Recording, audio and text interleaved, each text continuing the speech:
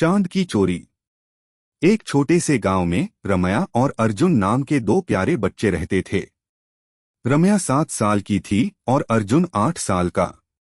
वे दोनों सबसे अच्छे दोस्त थे और हर शाम गांव के बाहर एक बड़े बरगद के पेड़ के नीचे खेलते थे। एक रात जब वे खेल रहे थे, रमया ने आसमान में चमकते चांद को देखा। अर्जुन, देखो, चांद कितना सुंदर है, उसने कहा। अर्जुन ने ऊपर देखा और सहमत हुआ। हाँ रमया, यह बिल्कुल सोने की तरह चमक रहा है। अचानक रमया के मन में एक विचार आया। अर्जुन, क्या होगा अगर हम चांद को चुरा लें, उसने पूछा। अर्जुन हैरान हो गया। चांद को चुरा लें? यह कैसे मुमकिन है? मुझे नहीं पता, रमया ने कहा। लेकिन चलो कोशिश करते हैं। यह एक मजेदार साहसिक कार्य होगा। अर्जुन थोड़ा हिचकिचा रहा था, लेकिन रमया के उत्साह को देखकर वह मान गया। अगले दिन रमया और अर्जुन ने चांद को चुराने की योजना बनाना शुरू किया। उन्होंने गांव के सबसे बुद्धिमान व्यक्ति बूढ़े दादाजी से सलाह लेने का फैसला किया। दादाजी हमेशा बच्चों को अच्छी कहानियां सुनाते थे और उनके पास हर समस्या का समाधान होता था। वे दादाजी के पास गए और उन्हें अपनी योजना बताई। दादाजी हंसे और कहा, चांद को चुराना? यह तो बहुत ही मजेदार विचार है। लेकिन चांद बहुत दूर है, तुम उसे कैसे चुराओगे? रमया और अर्जुन ने कहा, हमें नहीं पता दादाजी। क्या आप हमारी मदद कर सकते हैं? दादाजी ने थोड़ी देर सोचा और फिर कहा, मेरे पास एक विचार है।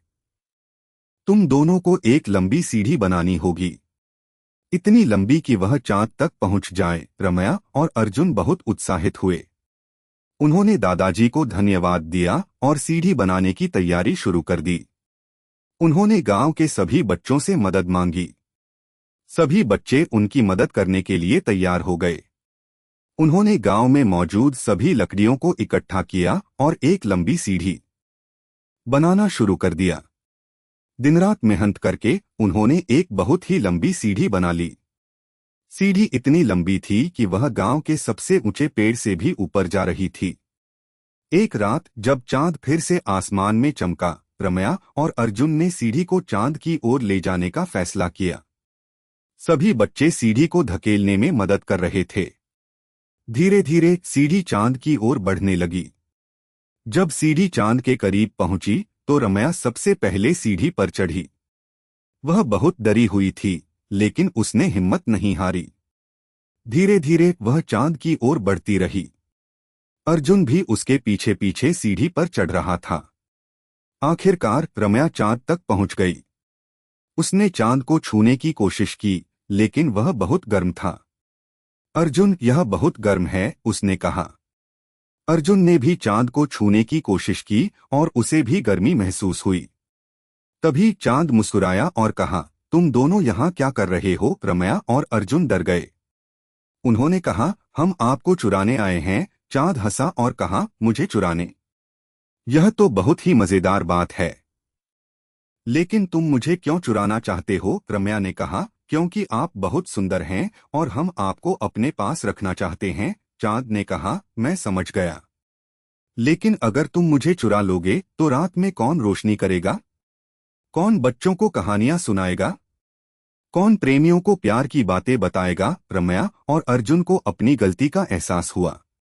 उन्होंने कहा, आप सही कह रहे हैं, हमें आपको नहीं चुराना चाहिए। चांद मुस्कुराया और कहा, तुम दोनों बहुत अच्छे बच्चे हो। मैं तुम्हें एक उपहार देना चाहता हूँ। चांद ने रमया और अर्जुन को 2 छोटे छोटे तारे दिए। तारे बहुत ही सुंदर और चमकदार थे। चांद ने कहा, ये तारे हमेशा तुम्हें याद दिलाएंगे कि हर चीज अपनी जगह पर ही सुंदर होती है। कभी भी किसी चीज को उसकी जगह से मत हटाना। रमया और अर्जुन ने चांद को धन्यवाद दिया और तारों को लेकर वापस गांव लौट आए। उन्होंने सभी बच्चों को तारों के बारे में बताया। सभी बच्चे बहुत खुश हुए। अगले दिन रमया और अर्जुन ने तारों को गांव के सबसे ऊंचे पेड़ पर टांग दिया।